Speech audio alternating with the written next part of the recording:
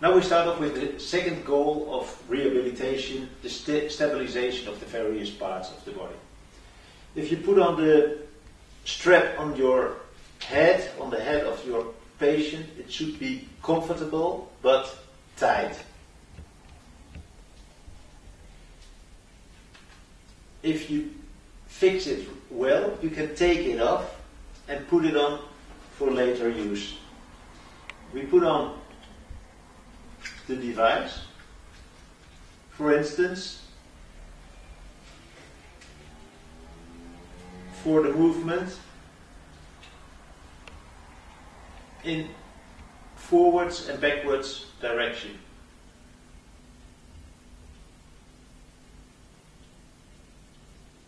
During this movement, you will see an alternating contraction of flexors and extensors, and it's probably the best exercise in the acute phase of rehabilitation after surgery or after trauma.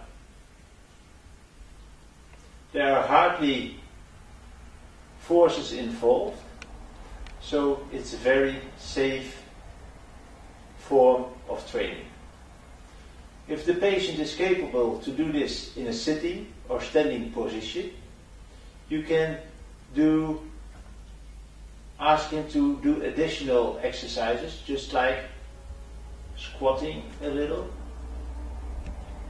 raising an arm, walking backwards, or try to lift up something from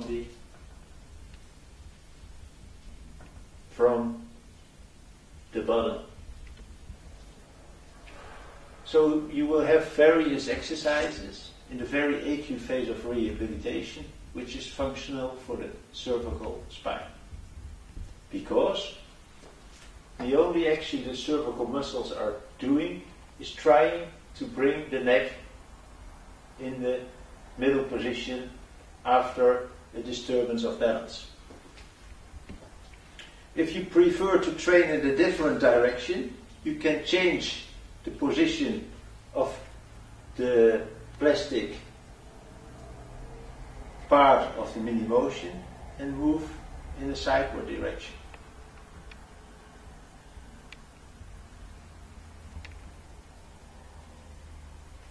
If people have problems to do this movement, you can use a mirror. So he's got a visual feedback of the exercise.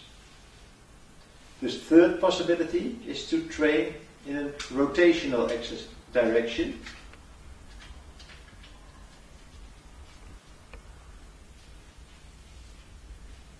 And now